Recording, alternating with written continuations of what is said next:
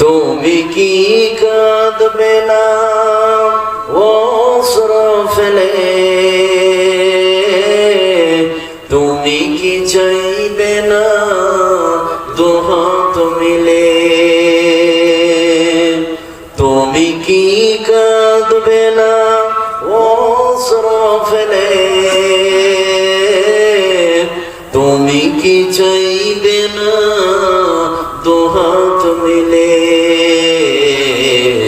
তুমি কি জানবে না মহাগ্রন্থ হৃদয়ে ঢেলে, এ রাত কি কেটে যাবে ঘুমে অলসে, তুমি কি জানবে না তোমার নিজেকে পরভোকে। আজকের বক্তব্যের বিষয় গুনাহ মাপের পদ্ধতি। কি বললাম বলুন তো? গুনাহ মাপের পদ্ধতি। এই মানুষগুলোকে সাধারণত দুই ভাগে ভাগ করা যায়। এক হচ্ছে নবী রাসূলগণ, আর দুই হচ্ছে সাধারণ লোক। তো নবী রাসূলদের ভুল হয়েছে, কিন্তু তাদের কোনো পাপ বা গুনাহ নাই, তাদের ভুল হয়েছে। আর সাধারণ যারা মানুষ, তাদের ভুল হয়েছে, তারা পাপ করেছে। কথা বুঝলেন না? তাহলে নবীদের ভুল হয়েছে, তাদের কোনো পাপ নাই, কিন্তু সাধারণ মানুষের ছোট বড় পাপ আছে না নাই? আছে। এক নম্বর কথা। নাম্বার দুই, এখানে যতগুলো লোক আমরা বসে আছি, মানুষের যতগুলো বৈশিষ্ট্য আছে, তার মধ্যে এটি একটি বৈশিষ্ট্য যে মানুষ ভুল করবে, পাপ করবে, এটাই স্বাভাবিক। বিশ্বের পৃথিবীতে নবী ছাড়া এমন পৃথিবীতে কোনো মানুষ নাই বলতে পারবো না যে আমার গুনাহ বা ছোট বড় পাপ নাই। এই আছে আছে নেই। তাহলে মানুষের বৈশিষ্ট্য হচ্ছে ভুল করবে, পাপ করবে। নাম্বার তিন, বিশ্বনবী বলেছেন, হে পৃথিবীর মানুষ, তোমরা যদি ভুল না করতে, তোমরা যদি পাপ না করতে, তাহলে আল্লাহ তোমাদেরকে সরিয়ে দিয়ে এমন একটা জাতি সৃষ্টি করতেন, যে জাতিরা পৃথিবীতে ভুল করত, পাপ করত, এরপর আল্লাহর কাছে তওবা করত, ক্ষমা চাইতো, আল্লাহ তাদেরকে ক্ষমা করে দিতেন। কথা বুঝলেন না?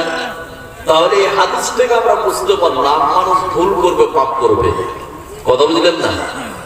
নাম্বার পাঁচ, এখানে যতগুলো লোক আপনারা বসে আছেন, আল্লাহর যতগুলো সিফাতি নাম আছে, তার মধ্যে একটি নাম হচ্ছে গাফুর বা গাফফার। আছে না নাই? আল্লাহর সিফাতি নামের মধ্যে একটি নাম হচ্ছে কি? গাফুর বা গাফফার। তো গাফুর বা গাফফার শব্দের অর্থ হচ্ছে মাফ করনেওয়ালা, ক্ষমা করনেওয়ালা। এখানে যতগুলো লোক আমরা বসে আছি, আপনি যদি গুনাহ না করেন, আপনি যদি পাপ না করেন, তা আল্লাহ ক্ষমা করবেন কাকে? কথা বুঝলেন না? আপনি পাপ করবেন, গুনাহ করবেন, এই জন্য এই গাফুর বা গাফফার নামটার দাম আছে। কথা বুঝলেন না? তাহলে মানুষ গুনাহ করবে, ভুল করবে, এটা স্বাভাবিক। এই জন্য একজন বিখ্যাত দার্শনিক বলেছে যে মানুষ গুনাহ করার কারণে, পাপ করার কারণে জাহান্নামে যায় না। মানুষ জাহান্নামে যায় কেন? আল্লাহর কাছে ক্ষমা না চাওয়ার কারণে, আল্লাহর কাছে তওবা না করার কারণে। আল্লাহ রাব্বুল আলামিন বলেন, وَمَن يَعْمَلْ سُوءًا أَوْ يَظْلِمْ نَفْسَهُ ثُمَّ يَسْتَغْفِرِ اللَّهَ يَجِدِ اللَّهَ غَفُورًا رَّحِيمًا। আল্লাহ রাব্বুল আলামিন বলেন, শোনাও, এই বিশ্বে পৃথিবীতে তোমরা তোমাদের প্রতি জুলুম করেছো, এই বিশ্বে পৃথিবীতে তোমরা তোমাদের প্রতি অন্যায় করেছো, এই বিশ্বে পৃথিবীতে তোমরা এই পৃথিবীতে গুনাহ করেছো, পাপ করেছো, তোমরা আমার কাছে ক্ষমা চাও। আমার নাম হচ্ছে গফুরুর রহিমা, আমি ক্ষমা করার জন্য বসে আছি। খালি গুনাহ করার পরে আমার কাছে ক্ষমা চাও, আমি আল্লাহ পাক তোমাদের গুনাহগুলিকে ক্ষমা করে দেব। জোরে বলুন সুবহানাল্লাহ। কিছু গুনাহ মানুষ করে যেটা আল্লাহর সাথে সম্পর্কীয়, আর কিছু গুনাহ আছে মানুষ করে যেটা মানুষের সাথে সম্পর্কীয়। তাহলে এই দুই ধরনের গুনাহ যদি ক্ষমা করে নিতে পারে, তার অ্যাকাউন্টে আর কোনো গুনাহ থাকতে পারে? এই কথা বলুন, থাকতে পারে পারে পারে না। পদ্ধতি শিখেলেন। এবার আপনাকে আমি বলি, প্রথম যেটা বলবো, আল্লাহর সাথে সম্পর্কীয় গুনাহ। এই গুনাহ, এখানে একটা অ্যাডিশনাল কথা বলি, আল্লাহর সাথে সম্পর্কীয় যেগুলো গুনাহ, এগুলো মানুষ ক্ষমা করতে পারবে না। কথা বুঝলেন না? আর মানুষের সাথে সম্পর্কীয় যেগুলো গুনাহ, ওটা আল্লাহ ক্ষমা করবেন না। কথাটা ক্লিয়ার? আল্লাহর সাথে সম্পর্কীয় গুনাহ মানুষ ক্ষমা করবে না, আর মানুষের সাথে সম্পর্কীয় গুনাহ আল্লাহ ক্ষমা করবেন না। এবার চলো, আল্লাহর সাথে সম্পর্কীয় গুনাহ কোনগুলি এবং কিভাবে ক্ষমা পাবে? আল্লাহর সাথে সম্পর্কীয় গুনাহ, নামাজ না পড়া। কার সাথে সম্পর্কীয়? আল্লাহর সাথে। সুদ খাওয়া, আপনার ধন দৌলত থাকার পরে হজ না করা, যাকাত না দেওয়া, বেপরদা হয়ে চলা, এগুলো হচ্ছে আল্লাহর সাথে সম্পর্কীয় পাপ। কথা বুঝলেন না? এই পাপ থেকে বাঁচার জন্য, এই পাপ থেকে তওবা করার জন্য তিনটি শর্ত। কয়টা বললাম? তিনটি শর্ত। নাম্বার 1, যেই পাপটা, যে গুনাহ আপনি করছেন, সেটাকে তাৎক্ষণিকভাবে ছেড়ে দিতে হবে, আর করা যাবে না। নাম্বার 2, এই পাপের জন্য আল্লাহর কাছে দারুণভাবে লজ্জিত হতে হবে। নাম্বার 3, এই পাপ করবো না বলে আল্লাহর সঙ্গে দৃঢ় প্রতিজ্ঞা করতে হবে। এই তিনটা শর্তকে কেন্দ্র করে কোন নারী পুরুষ যদি আল্লাহর কাছে তওবা করে, তাহলে আল্লাহর সাথে সম্পর্কীয় পাপ যতগুলো আছে সমস্ত পাপকে ক্ষমা করে দিবে কে? এই কথা বলুন, ক্ষমা করে দিবে কে? আল্লাহ। তাহলে এটা আবার বন্ধ রেখে দেন, আল্লাহর সাথে সম্পর্কীয় পাপ ক্ষমা হবে, বলে দিলাম। এবার চলুন, বান্দার সাথে সম্পর্কীয় পাপ, এই পাপের জন্য 4টি শর্ত আছে। এই পাপ থেকে ক্ষমা পাওয়ার জন্য কয়টি শর্ত? 4টি শর্ত। এই মানুষের সাথে সম্পর্কীয় পাপ কোনগুলি? নাম্বার 1, মানুষের সাথে সম্পর্কীয় পাপ, বোনের জমিকে আত্মসাৎ করে নিয়েছে। অনেক ভাই আছে না নাই? এই কথা বলে না, আছে না নাই? আপনার প্রতিবেশী আপনার জমির পাশে উঠোশোনার জমি, শুধু 1 হাত নয়, শুধু 1 বিঘা নয়, শুধু আপনার 2 আঙ্গুল নয়, শুধু 1 আঙ্গুল জমিকে চেপে নিয়েছেন, 1 আঙ্গুল জমিকে আত্মসাৎ করে নিয়েছেন। এবার ক্ষমা নেন, কিভাবে ক্ষমা নিচ্ছেন? এই তাহাজ্জুদ করে ক্ষমা হবে না। যেদের কার হক? এই কথা বলুন, কার হক? বান্দার হক, মানুষের হক। আপনি মসজিদকে যদি সিজদা করে করে খাল করে দেন, তবুও ক্ষমা, কথা বলুন, হবে না। জেনে না, বান্দার হক। এবার যারা জমিকে আত্মসাৎ করেছে, 1 আঙ্গুল, 2 আঙ্গুল, 3 আঙ্গুল, তাদের ভয়ঙ্কর শাস্তি কি? এবার একটা হাদিস করলে বুঝতে পারবেন। তার মানুষের 1 নম্বর হক, যারা বিশ্বের পৃথিবীতে মানুষের জমিকে আত্মসাৎ করে নিয়েছে, 1 নম্বর। হযরত সাঈদ ইবনে যায়েদ রাদিয়াল্লাহু তাআলা আনহু, তিনি যেন হাদিসটি বর্ণনা করেন। তিনি বলেন, বিশ্বনবী বলেন, এই বিশ্বে, পৃথিবীতে কোন ব্যক্তি যদি কোন মানুষের 1 বিঘা জমিকে আত্মসাৎ করে নাই, আল্লাহ রাব্বুল আলামিন ওই সব নারী পুরুষের জন্য কঠিন শাস্তিকে রেখে দিয়েছে। জোরে বলুন নাউযুবিল্লাহ। বিশ্বনবী বললেন, শুনে নাও, ফাইন্নাহু ইউতাওয়াকুহু ইয়াওমাল কিয়ামাতি মিন 7 আরাদিন। বিশ্বনবী বললেন, এই পৃথিবীতে কোন মানুষ, কোন ব্যক্তির যদি 1 বিঘা জমিকে আত্মসাৎ করে নাই, আল্লাহ রাব্বুল আলামিন কিয়ামতের ময়দানে তার গলার মধ্যে 7 তবক জমিনকে আল্লাহ পাক ঝুলিয়ে দিবে। জোরে বলুন নাউযুবিল্লাহ। 7 তবক জমিন তার গলায় ঝুলিয়ে দিবে। এখানে একটা অ্যাডিশনাল কথা বলি। আমি কলকাতা মালদার কথা বলছি, আমার জেলা মালদা, সেখানকার একটা কথা বলি, তাহলে বুঝতে পারবেন। যারা বয়স্ক লোক আছে, আগে দেখতাম 10 বছর বা 20 বছর আগে, যে ছোট একটা বাঁশকে কেটে গরুর গলায় ঝুলিয়ে দেওয়া হতো। দেখেছেন আপনারা? এই কথা বলে দেখেছেন? সেটাকে কি বলা হয়? ঘটনা। আমাদের বাংলা ভাষায় কি ঘটনা? এবার আপনাকে বলি, একটু খেয়াল করুন। তাহলে একটা গরুর গলায় একটা ছোট্ট বাঁশকে কেটে ঝুলিয়ে দেওয়া হতো। কেন? বদমাইশ গরু, খারাপ গরু, আপনি ধরতে গেলে টাপ মারে, আপনি ধরতে গেলে দড়িয়ে পালিয়ে যান। এই জন্য শাস্তি স্বরূপ তার গলার মধ্যে ছোট্ট একটি বাঁশকে কেটে ঝুলিয়ে দেওয়া হতো, যে দৌড়াইলে যেন তার পায়ে লাগে। আছে না নাই? তো ঠিক এই বিশ্বের পৃথিবীতে যারা হারামখোর, যেই বেটা আপনার অন্যের জমিকে আত্মসাৎ করেছে, কিয়ামতের ময়দানে আপনার স্বার্থবোধ জমিনকে তার গলার মধ্যে ঝুলিয়ে দেওয়া হবে, গরুর গলায় যেরকম ঘটনা না হয়। নাউজুবিল্লাহ বলবেন না? তাহলে মানুষের হক এক নম্বর বললাম। নাম্বার 2, একটার দিকে খেয়াল করুন, যতগুলো লোক আপনারা বসে আছেন, মানুষের 2 নম্বর হক। আপনারা বিরক্ত হচ্ছেন কি? এই বিরক্ত হচ্ছেন? একটু খেয়াল করুন এদিকে। তাহলে মানুষের 2 নম্বর হক, 1 নম্বর তো বললাম। নাম্বার 2, 20 বছর থেকে আপনি দোকান দিচ্ছেন, দোকান ভালো করে শুনুন, 20 বছর থেকে দোকান দিচ্ছেন, আপনি শুধু 50 গ্রাম 25 গ্রাম করে গাড়ি মেরেছেন। এবার ক্ষমালেন তো কিভাবে নিচ্ছেন? আপনি 10 বছর থেকে গরু জমা করছেন, 10 বছর থেকে আপনি 50 গ্রাম করে আপনি মাংস কম দিয়েছেন গাড়িতে। এবার ক্ষমালেন তো? তাহাজ্জুদ পুরো ক্ষমা হবে না। যে এটা কার হক? এই কথা বলুন, এটা কার হক? মানুষের হক, বান্দার হক। আপনি যদি 5000 বার হজ করেন তবুও কথা বলুন ক্ষমা হবে না। এটা হচ্ছে মানুষের হক। যারা এইভাবে গাড়িকে মেরেছে, মানুষের হক মেরেছে, তাদের ফলাফল কি? এবার একটা হাদিস বললে বুঝতে পারবেন। যতগুলো লোক আছেন খালি একটু খেয়াল করুন, একটু মনোযোগ দেন, তাহলে বুঝতে পারবেন। আল্লাহ রাব্বুল আলামিন বলেন, ওয়াইলুল লিল মুতাফফিফিন আল্লাযীনা ইযা ক্তালু আলান নাসি ইস্তাওফুন ওয়া ইযা কানুহুম আও ওয়াদানুহুম ইউকসিরুন আলা ইয়াযুন্নু উলাইকা আন্নাহুম মাবসুর। আল্লাহ রাব্বুল আলামিন বলেন, শুনে নাও, এই বিশ্বে, এই পৃথিবীতে ওই সব লোকদের জন্য ধ্বংস। এই পৃথিবীতে তারা ওজন নেওয়ার সময় বেশি বেশি করে ওজন নিয়েছে, আর ওজন দেওয়ার সময় কম কম করে দিয়েছে। তার মানে বিশ্বে, পৃথিবীতে গাড়িকে মেরে নিয়েছে। আল্লাহ রাব্বুল আলামিন বলেন, পৃথিবীতেও ধ্বংস, আখিরাতেও ধ্বংসের কথা আল্লাহ পাক বলে দিয়েছে। জোরে বলুন নাউযুবিল্লাহ।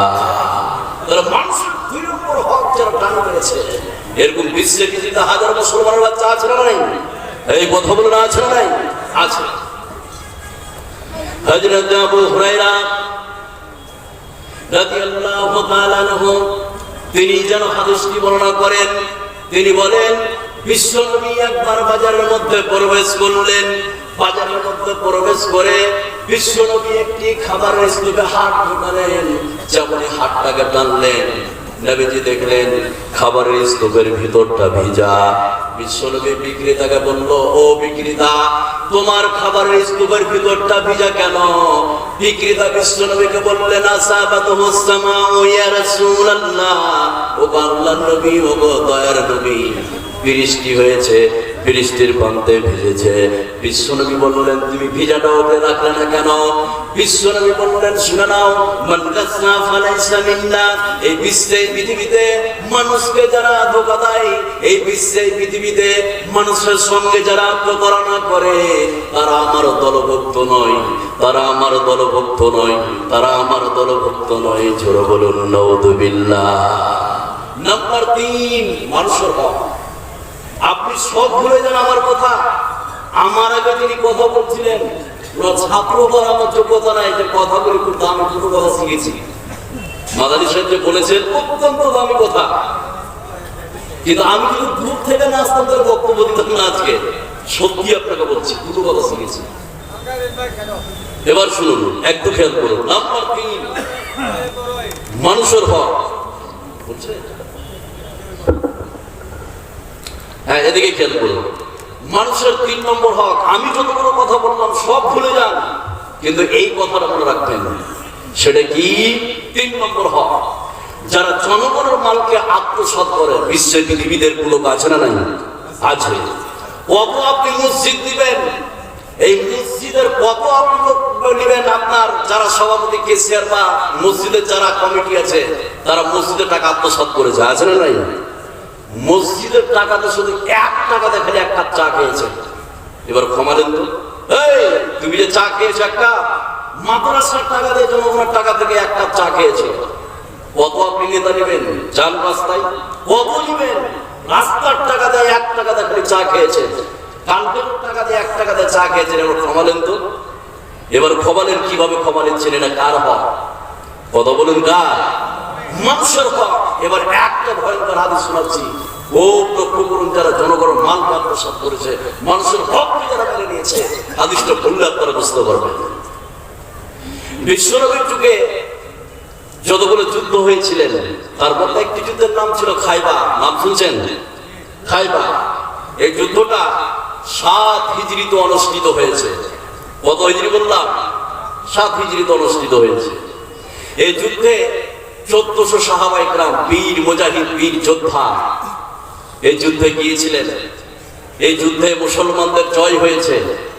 এবার যুদ্ধ শেষ হওয়ার পরে বিশ্বনবীর সম্মুখে সাহাবায়ে কেরাম বলছিলেন এইভাবে, বিশ্বনবীকে বললেন, ইয়া রাসূলুল্লাহ ফুলান শহীদ, ইয়া রাসূলুল্লাহ অমুক ব্যক্তি শহীদ, ইয়া রাসূলুল্লাহ অমুক ব্যক্তি শহীদ, ইয়া রাসূলুল্লাহ অমুক ব্যক্তি শহীদ। এইভাবে সাহাবায়ে কেরাম বিশ্বনবীর সম্মুখে বলছিলেন। এমন সময় অন্য একজন সাহাবীর নাম নিলেন, ইয়া রাসূলুল্লাহ অমুক ব্যক্তি শহীদ। তখন বিশ্বনবী রেগে গেলেন, আল্লাহ ও কখনো শহীদ হতে পারে না, ইন্নী রাআইতুহু ফিন্নার, আমি তাকে জাহান্নামের মধ্যে জ্বলতে দেখছি। নাউজুবিল্লাহ বলবেন না? এবার হাদিসটা কোন বলছে একটু খেয়াল করুন, যারা জনগণের মালকে আত্মসাৎ করেছে। আমার নবী, আপনার নবী, সারা বিশ্বের নবী জনাবে মুহাম্মদুর রাসূলুল্লাহ সাল্লাল্লাহু আলাইহি সাল্লামের সাহাবী বিশ্বনবীর সঙ্গে ছিলেন। বিশ্বনবীর পক্ষ নিয়ে যুদ্ধ করেছে, ইসলামের পক্ষ নিয়ে যুদ্ধ করেছে, কাফেরদের বিপক্ষে তলোয়ার ধরেছে। এরপর বিশ্বনবী বললেন, ইন্নী রাআইতুহু ফিন্নার, আমি তাকে জাহান্নামের মধ্যে জ্বলতে দেখছি। কেন বলল? শুধু বাইতুল মাল থেকে, জনগণের মাল থেকে চাদর চুরি করার কারণে বিশ্বনবী জাহান্নামী বলেছে। জোরে বলুন নাউযুবিল্লাহ। তাহলে বিশ্বনবীর সঙ্গে ছিলেন, ইসলামের পক্ষে যুদ্ধ করেছে, শুধু বাইতুল মাল থেকে, জনগণের মাল থেকে একটা চাদর চুরি করার কারণে বিশ্বনবী বললেন, ইন্নী রাআইতুহু ফিন্নার, আমি তাকে জাহান্নামের মধ্যে জ্বলতে দেখছি। এটা চাদর চুরি করার কারণে বিশ্বনবী তাকে জাহান্নামী বলে ঘোষণা করেছে। জোরে বলুন নাউযুবিল্লাহ। এবার আপনি বলুন, মাদ্রাসা টাকা খেয়েছেন জনগণ, বলুন আপনার কি হবে? মসজিদের টাকা দিয়ে চা খেয়েছেন, বলুন আপনার কি হবে? জনগণের টাকা দিয়ে, আপনার রাস্তার টাকা দিয়ে আপনার চা খেয়েছেন, ফ্যামিলি চালিয়েছে, বলুন এবার আপনার কি হবে? নাম্বার 4, ভালো করে শুনুন, যতগুলো লোক আপনারা আছেন, 4 নম্বর হক মানুষের, সেটা কি? বিশেষ করে যারা পিতা আছে তাদেরকে আমি বলছি, ভালো করে শুনুন। তারপর হাদিসটা বলবো, খুব মনোযোগ, তাদের বুঝতে পারবেন না। এখানে যতগুলো লোক আপনারা বসে আছেন, দেখুন সন্তানদের কিভাবে হক মারে পিতারা। এরকম বিশ্বের পিতা আছে না নাই? এই কথা বলুন, আছে না নাই? আছে। সেটা কেমন? 20 বিঘা জমি, ভালো করে মনে রাখুন, 20 বিঘা জমি, এক ছেলে এক মেয়ে। এবার ছেলেকে দিয়েছে 18 বিঘা আর মেয়েকে দিয়েছে 2 বিঘা। আর আপনার চায়ের দোকানে সকালবেলা গল্প করছে যে সামনেবার আমি হজে যাব, বলে জমি জায়গা যা বেড় ছিল সব মেরে দিয়েছি। কি করেছো? তাদের ছেলেকে দিয়েছে 18 বিঘে আর মেয়েকে দিয়েছে 2 বিঘে। এই তোমার এই হজ আপনার এখানেই থেকে যাবে, গুয়াহাটি থেকে যাবে, এয়ারপোর্ট থেকে আর যাবে না। এরকম পিতা আছে না নাই? আছে। আরেকটি সূক্ষ্ম, যেটা সন্তানদের প্রতি হক নষ্ট করেছে পিতা মাতা। 2 সন্তান, এক সন্তানকে পাঠিয়েছে সৌদি আরব খাটতে, 10 বছর সৌদি আরব থেকে টাকা পাঠিয়েছে বাবার অ্যাকাউন্টে, আর একটা ছেলেকে মাস্টার পড়িয়েছে, চাকরি পেয়েছে। ভালো করে শুনুন। এবার 10 বছর ওখানে থেকে প্রতিদিন টাকা পাঠায় বাবার অ্যাকাউন্টে, আর ওই টাকা উঠছে বাপ কিনে জমি কিনে। এবার ও যখন 10 বছর পরে বাড়ি আসছে, এসে বিয়ে করবে তো মোহরের টাকা নাই, আছে না নাই? কথা বলুন, আছে। এবার বাপ যখন অসুস্থ, বলে তোরা 2 ভাই জমিকে ভাগ করলে আদাদি করে, যাকে পড়িয়ে মাস্টার করিয়েছে তার টাকা একটাও নাই জমিতে, সম্পূর্ণ টাকা ওর ছেলে যাকে সৌদি আরব পাঠিয়েছে, ওর বাপের অংশ নাই ওই টাকাতে, ওই জমিতে টাকা দেয়নি ওর বাপ, সম্পূর্ণ ওই ছেলের টাকাতে জমি কিনেছে। এবার বলছে তোরা 2 ভাই ভাগ করলে আদাদি করে, আছে না নাই? এই কথা বলে না, আছে না নাই? সূক্ষ্ম অপরাধ করেছে বাপ ও সন্তানের উপর। এবার ক্ষমালেন তো। এবারে একটা হাদিস শোনাচ্ছি আপনাকে, খালি একটি মনোযোগ দিয়ে। নুমান বিন বাসির রাদিয়াল্লাহু তাআলা আনহু, প্রখ্যাত সাহাবী, বাসির রাদিয়াল্লাহু তাআলা আনহুর দুইজন স্ত্রী। ভালো করে শুনুন, এখানে যতগুলো লোক আছেন কারোর কি দুইজন স্ত্রী আছে? এরকম আছেন ভাই কেউ? আপনারা লজ্জাতে হাত উঠান না, কিন্তু দুইজন স্ত্রী রাখা কত শোনীয় নয়। কিন্তু সমাজে যে একটা নিয়ম হয়ে গিয়েছে যে স্ত্রী কারো যদি 2 বা 3টে থেকে যায় তখন নিশ্চিত ও শালা খারাপ, ওই জন্য 2জন 3জন স্ত্রী আছে না নাই? এটা কোরআনে নাই। আপনি 4টা পর্যন্ত স্ত্রী রাখতে পারেন যদি সমান অধিকার দিতে পারেন। কথা বুঝলেন না? তো বাসির রাদিয়াল্লাহু তাআলা আনহুর 2জন স্ত্রী, বড় স্ত্রী আর পরে একটা বিবাহ করেছিলেন। তো ছোট স্ত্রীর পেট থেকে নুমানের জন্ম হলো, নুমান রাদিয়াল্লাহু তাআলা আনহুর জন্ম হলো। এবার তার ছোট স্ত্রী বাসির রাদিয়াল্লাহু তাআলা আনহুকে বলছেন, জাগো, তুমি আমাকে পরে বিয়ে করলে, আমার পেট থেকে নুমানের জন্ম হলো, তো নুমানকে তুমি খাস করে কিছু দিয়ে দাও। এবার বাসির রাদিয়াল্লাহু তাআলা আনহু বললেন, ঠিক আছে, আমি তাকে একটা গোলাম দিয়ে দিলাম, তার জন্য আমি খাস করে রেখে দিলাম। এবার বাসির রাদিয়াল্লাহু তাআলা আনহুর স্ত্রী বাসিরকে বলছে যে এইভাবে বলতে হবে না, স্বয়ং বিশ্বনবীকে সাক্ষী রাখতে হবে, যাতে করে পরবর্তীতে দেব উল্টিতে কথা বলুন না পারো। এবার হাদিসটা বলছি, যতগুলো পিতা আছে ভালো করে শুনছে। আমার নবী, আপনার নবী, সারা বিশ্বের নবী জনাবে মুহাম্মদুর রাসূলুল্লাহ সাল্লাল্লাহু আলাইহি সাল্লামের সাহাবী হযরত বাসির নুমানকে ঘাড়ে করে নিয়ে বিশ্বনবীর সম্মুখে গেলেন। বিশ্বনবীকে বললেন, ইয়া রাসূলুল্লাহ, ও আল্লাহর নবী, ও দয়ার নবী, এই যে আমার ছোট স্ত্রীর পেট থেকে হয়েছে, এর নাম হচ্ছে নুমান। আমি একটা তাকে গোলাম খাস করে দিয়েছি, এই জন্য আপনাকে সাক্ষী রাখতে আসলাম। বিশ্বনবী বললেন, তুমি কি তোমার অন্য ছেলে মেয়েকে এইভাবে দিয়েছো? বাসির রাদিয়াল্লাহু তাআলা আনহু বললেন, ইয়া রাসূলুল্লাহ, অন্য ছেলে মেয়েদেরকে দিইনি। বিশ্বনবী বললেন, বাসির শুনে নাও, ইত্তাকিল্লাহ, আল্লাহকে তুমি ভয় করো, তুমি আমাকে সাক্ষী রাখতে এসেছো। বিশ্বনবী বললেন, ফালা আসহাদু আলা জাওরিন, এই বিশ্বে পৃথিবীতে কোনো অন্যায় কাজের সাক্ষী থাকতে পারি না। আজকে তুমি এখান থেকে চলে যাও, আর এইভাবে তুমি প্রত্যেকটা ছেলে মেয়েকে দাও। ছোড়ো বলুন সুবহানাল্লাহ। তাহলে এই যে হকের কথা বললাম, মানুষের বান্দার হক, কিভাবে ক্ষমা দিবেন? এর 4টি পদ্ধতি, 4টি শর্ত। কয়টি বললাম? 4টি। ভালো করে শুনুন। নাম্বার 1, যারা আপনি হক মেরেছেন যে কোনো মূল্যে আপনাকে ফিরিয়ে দিতে হবে। এবার আপনি বলবেন, মৌলানা সাহেব, 10 বছর আগে আমি 2 বিঘা জমি একজন মেরেছিলাম, 10 বছর আগে, আজকে আমি ফকির হয়ে গেছি, কি করে দেবো? তার কাছে ক্ষমা চান, হাত ধরে। তার কাছে কি ক্ষমা চান? বলে মরে গেছে, তার আত্মীয়-স্বজনের কাছে ক্ষমা চান। আর যতটা পারবেন সমপরিমাণ দান করতে পারেন, করবেন। তাহলে 1 নম্বর শর্ত হচ্ছে যে কোনো মূল্যে সেটাকে কি করতে হবে? সমাধান করতে হবে। ফিরিয়ে দেন, হাত ধরে মাপলেন, আপনাকে করতে হবে। নাম্বার 2, এরকম আর হক মারা যাবে না, বন্ধ করে দিতে হবে, একদম স্টপ, আর করা যাবে না। নাম্বার 3, এই গুনাহের জন্য দারুণভাবে লজ্জিত হতে হবে। নাম্বার 4, এই গুনাহ করব না বলে আল্লাহর সঙ্গে দৃঢ় প্রতিজ্ঞা করতে হবে। এই 4টা শর্তকে কেন্দ্র করে কোন নারী পুরুষ যদি আল্লাহর কাছে ক্ষমা চাই, মানুষের সাথে সম্পর্কে যে পাপ আছে সেটাকে ক্ষমা করে দিবে কে? কথা বলুন আল্লাহ। তাহলে 2 ধরনের গুনাহ ক্ষমা হয়ে গেল, আপনার আমার এখনকার কোন গুনাহ নাই। এবার এখানে যতগুলো লোক আপনারা বসে আছেন, যতগুলো আপনার পাপ হোক, যদি তওবার মতো তওবা করেন, ক্ষমা করে দিবে কে? কথা বলুন আল্লাহ। 2টা হাদিস বলছি, খুব ভালো করে শুনুন। এখানে যতগুলো লোক বসে আছেন, তাহলে প্রথমে যেটা বলেছিলাম, আল্লাহর সাথে সম্পর্কে পাপ ক্ষমার জন্য কয়টি শর্ত? 3টি। আর বান্দার সাথে সম্পর্কে পাপের জন্য শর্ত কয়টি ক্ষমার? 4টি। তাহলে এই শর্তগুলোকে কেন্দ্র করে যদি তওবা করেন, ক্ষমা করে দিবে কে? আল্লাহ।